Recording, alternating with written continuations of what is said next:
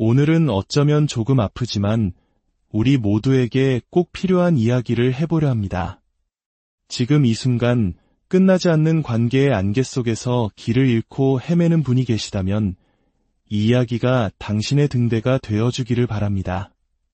치유되지 않은 무시형 회피 애착 성향의 사람을 사랑하는 것은 상대방이 당신의 상처를 인정조차 하지 않는데도 혼자서 계속 피를 흘리는 것과 같습니다. 당신은 온 마음을 두 손에 담아 내밀지만 그들은 온몸을 갑옷으로 두른 채 나타납니다. 당신은 모든 것을 내어주고 다가가고 그들을 위해 기꺼이 마음의 공간을 내어주며 연결되기를 간절히 소리 없이 외칩니다.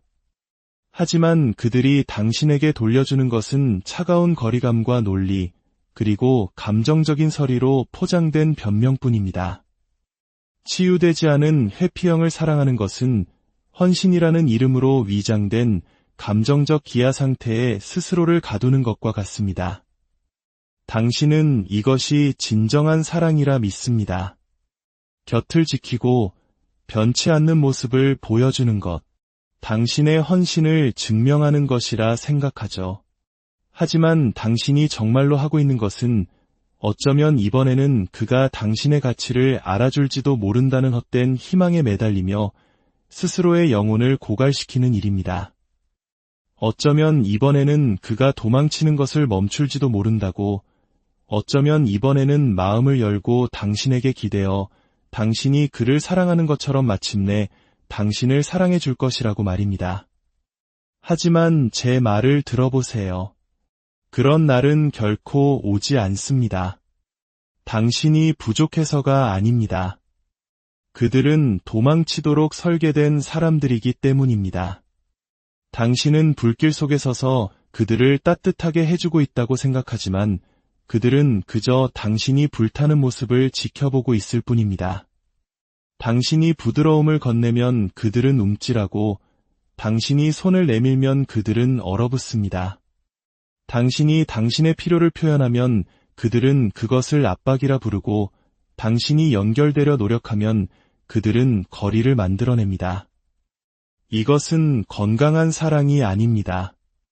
이것은 감정적인 영양실조입니다. 애초에 아무것도 비춰주지 않도록 만들어진 블랙홀에 당신의 영혼을 쏟아붓는 것과 같습니다. 마침이 빠진 독에 계속해서 물을 붓는 것과 같죠.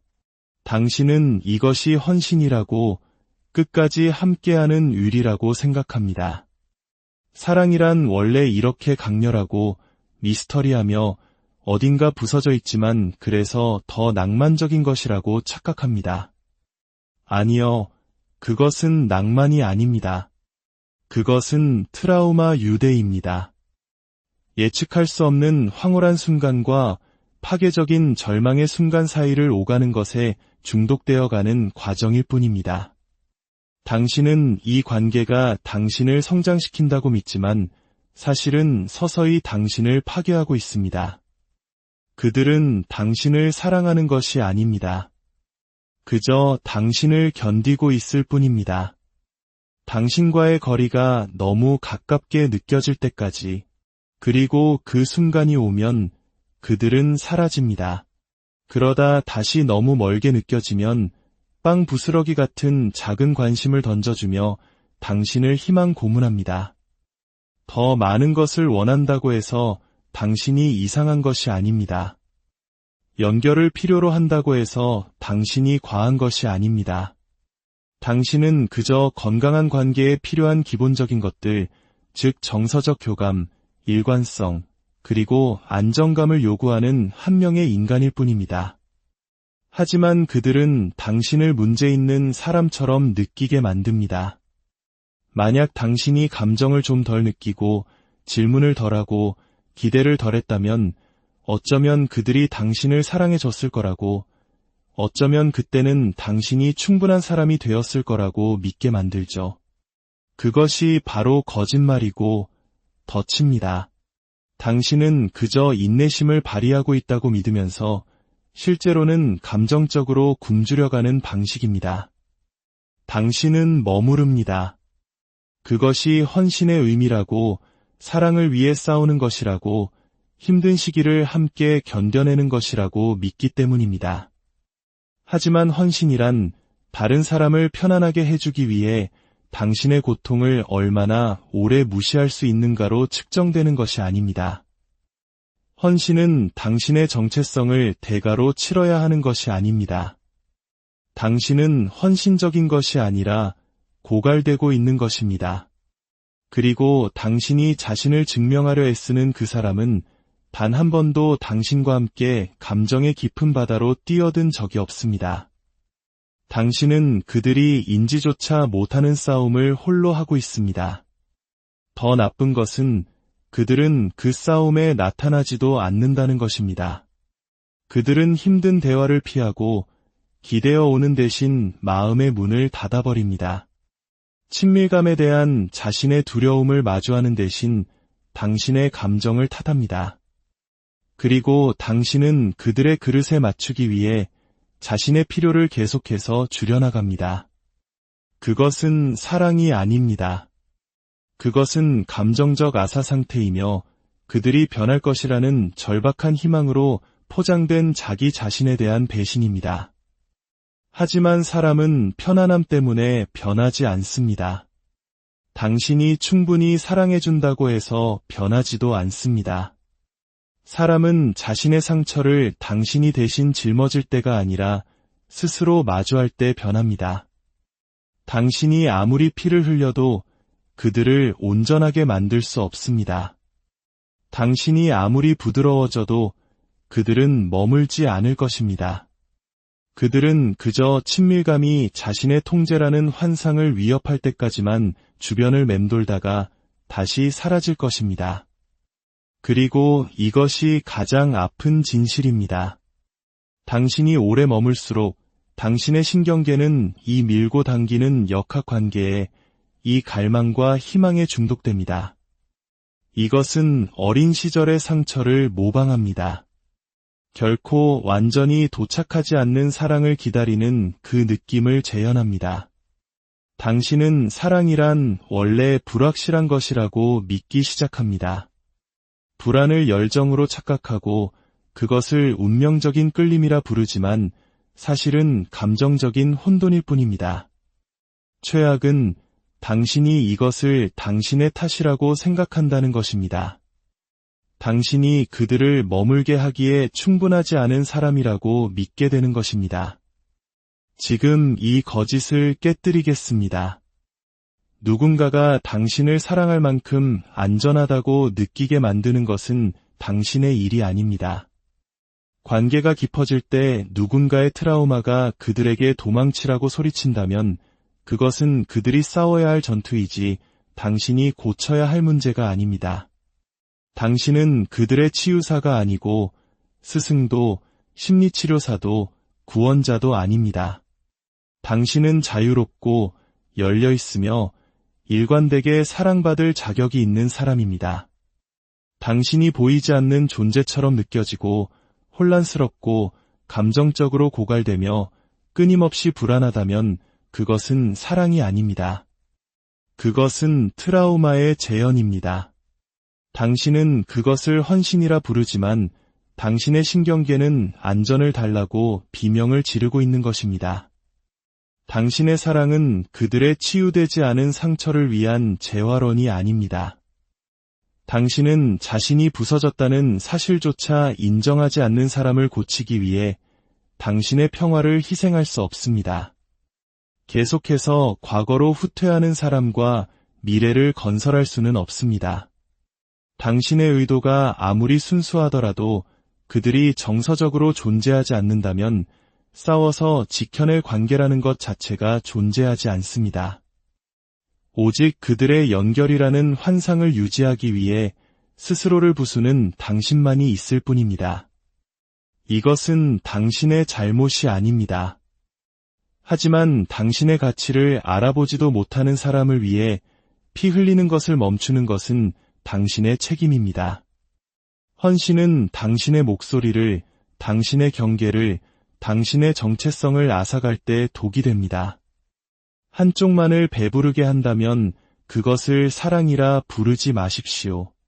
당신 혼자만 애쓰고 있다면 그것을 성장이라 부르지 마십시오. 당신 혼자만 감정적으로 깨어 있다면 그것을 헌신이라 부르지 마십시오.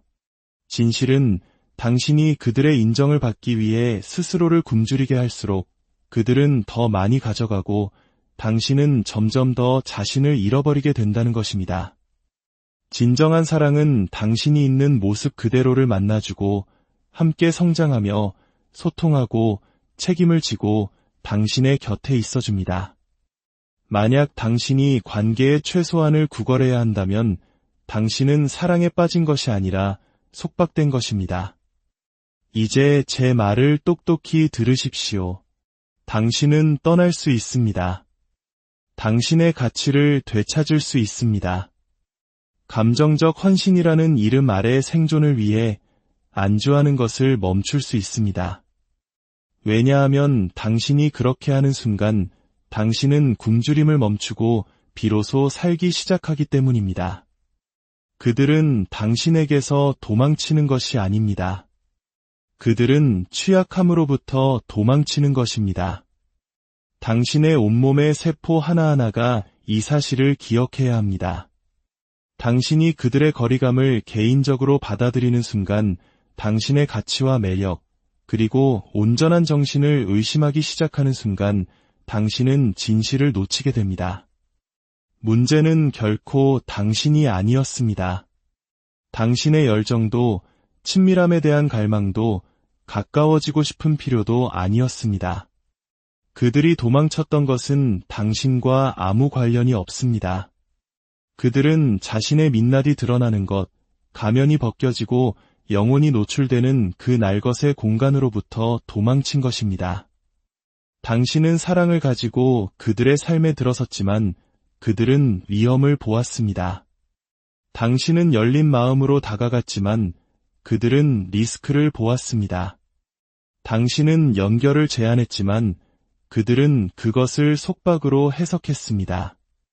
이것이 바로 회피형이 가진 뒤틀린 비극입니다. 그들의 신경계는 취약함을 위협으로 해석합니다.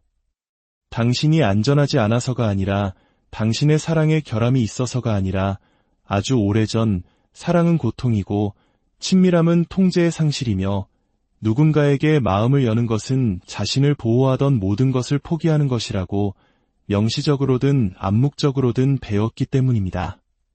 그래서 당신이 다가서면 그들은 물러섭니다. 가까워지기 시작하면 그들은 본능적으로 후퇴합니다. 논리가 아니라 깊이 뿌리 박힌 생존 본능으로 말입니다.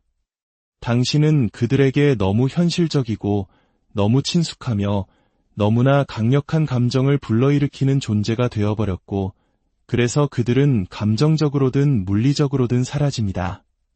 당신은 그들이 왜 갑자기 차가워졌는지, 왜 우리 관계가 뭐냐는 대화를 피하는지, 왜 당신이 필요를 표현할 때 짜증을 내는지 궁금해합니다. 그것은 당신에 대한 것이 아니라 당신이 그들 안에서 무엇을 촉발시키는지에 대한 것입니다. 당신은 거울입니다. 당신은 그들이 아주 오래전에 묻어버렸던 진실, 즉 그들 역시 연결을 갈망하지만 공황 상태에 빠지지 않고는 그 안에 머무는 법을 모른다는 사실을 비춰줍니다. 그리고 그 불편함을 마주하는 대신 그들은 도망칩니다. 정직함보다 거리감이 더 안전하게 느껴지기 때문입니다. 당신은 그들의 두려움을 자극하지 않을 다른 버전의 자신이 되기 위해 스스로를 뒤틀기 시작합니다. 평화를 유지하기 위해 당신의 필요를 침묵시키고 부스러기 같은 관심을 구걸하며 그것으로 충분하다고 말합니다. 하지만 그래도 그들은 도망칩니다. 당신이 더 많은 것을 원하는 것이 잘못되어서가 아니라 그들이 그곳에서 당신을 만날 수 없기 때문입니다. 그들은 감정적 친밀함에 맞춰져 있지 않습니다. 아직은요. 이야기가 지금 힘들어하는 당신의 마음의 작은 등불이 되었다면 주변의 또 다른 어두운 마음에 이 빛을 나눠주세요. 당신의 공유 하나가 누군가에게는 길을 찾는 지도가 되고 혼자가 아니라는 큰 위로가 될 수 있습니다. 당신의 모든 걸음에 평안과 축복이 함께하기를